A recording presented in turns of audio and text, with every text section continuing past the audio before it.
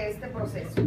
Primero que nada, quiero anunciarles que vamos a defender hasta las últimas consecuencias el voto de los zacatecanos ante el sinnúmero de irregularidades que se presentaron este 7 de junio. Hoy observamos al príncipe como un alumno aventajado de Maquiavelo.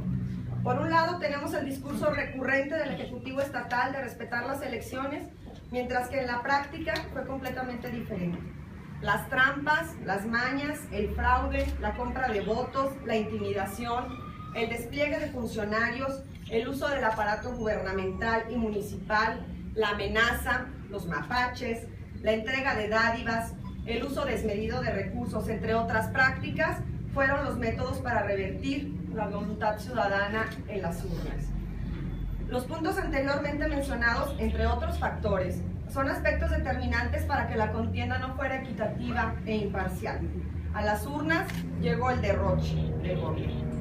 A lo largo de este proceso, el árbitro electoral actuó con clara tendencia y favoritismo hacia los partidos políticos afines al gobierno, sometiéndose a los intereses del poder. El número de denuncias, quejas e inconsistencias registradas a lo largo de este proceso electoral, y en especial el día de la jornada, son el reflejo del actuar de los grupos y políticos que están encumbrados en el poder y de una autoridad electoral complaciente. A pesar de que la FEPADE implementó el programa Blindaje Electoral, este fue prácticamente nulo, pues desde esta dependencia se ha hecho poco o casi nada para perseguir con efectividad los delitos electorales y por consiguiente para poder castigar a los pervertidores de la democracia. Otro factor a considerar es el abstencionismo. El hecho de que 6 de cada 10 zacatecanos no acudieran a votar es el reflejo de la crisis de las instituciones, la devaluación de la política y la pérdida de la confianza en nuestro sistema electoral. Por último, uno de los puntos más relevantes es que esta contienda quedará registrada en la historia por el uso excesivo de la fuerza pública de todos los niveles para amedrentar e intimidar a militantes y ciudadanos que buscan transformar nuestro país por la vía del sufragio. No se puede entender el factor llamado carro completo sin los elementos antes señalados y el uso desmedido de los llamados elementos del odio. Como ejemplo, pongo la detención arbitraria de 9 de nuestros militantes. Entre nuestros compañeros se encontraba una mujer por parte de preventivos de Fresnillo y efectivos de la Policía Estatal el día de ayer. Llama la atención que ningún militante del PRI pisó los separos de la policía, cuando fueron ellos los incitadores de la violencia. Es lamentable que los elementos de seguridad obedezcan indicaciones ajenas a sus funciones y estén a la caza, literal, de nuestros militantes. El represor del petismo zacatecano se llama Miguel Alonso Reyes. A través de métodos más sofisticados y silenciosos, la autoridad estatal, el PRI y sus socios son más profesionales para cometer fraude, y esto se logra utilizando toda la infraestructura del aparato gubernamental, particularmente a través de 21 programas de asistencia social como fueron mejoramiento a la vivienda, apoyos a grupos vulnerables, empleo temporal, regularización de la tierra, subsidio al campo, en el que se bajaron recursos con fines proselitistas para comprar voluntades y coaccionar el voto. Les doy un ejemplo. En un solo día se destinaron más de 30 millones de pesos para regularizar predios que no tenían certeza legal desde hacía 20 años, a través del organismo regularizador de la tenencia de la tierra en Zacatecas, ORETZA. Además, a los beneficiarios se les entregó un cheque de más de 3,000 pesos para que escrituraran su terreno. También hubo reparto desmedido de frijol en todo el estado. Tan solo en el municipio de Cañitas de Felipe Pescador se destinaron, o por lo menos nosotros identificamos, más de 21 toneladas de esta leguminosa. Por otro lado, en Juan Aldama se estuvo entregando despensas en patrullas de la Policía Municipal.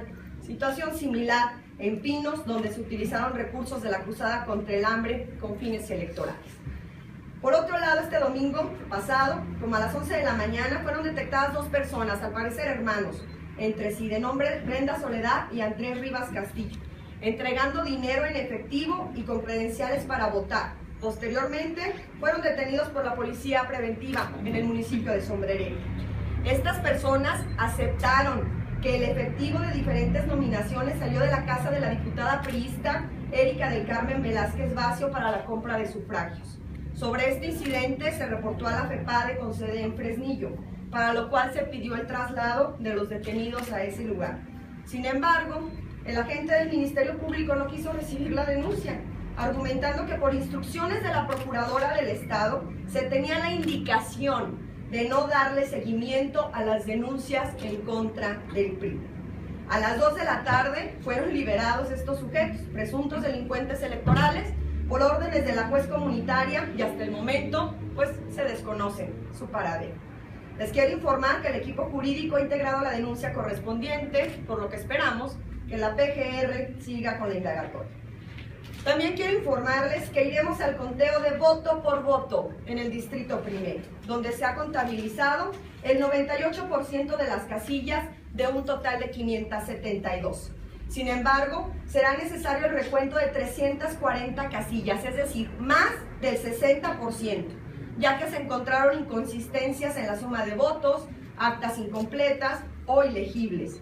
De estas 350, es necesario volver a cotejar 225, ya que existen algunas diferencias en el cómputo que se da a través del programa de resultados preliminares, PRE, y en la sesión del Consejo Distrital.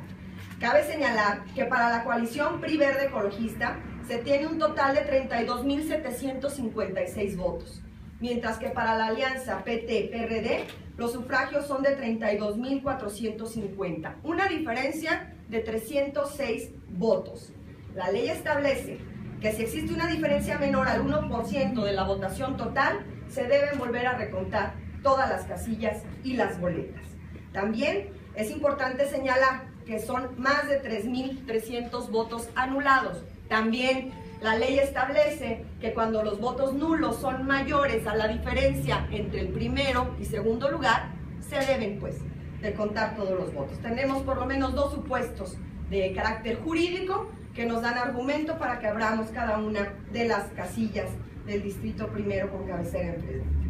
Reitero mi llamado a defender el voto, cada uno de los votos a favor del PT en el Estado. En el Partido del Trabajo, a través de todas nuestras estructuras, tenemos una labor muy ardua en las próximas horas para recabar datos, pruebas y hechos contundentes para poder integrar las quejas o denuncias y presentarlas ante la autoridad correspondiente.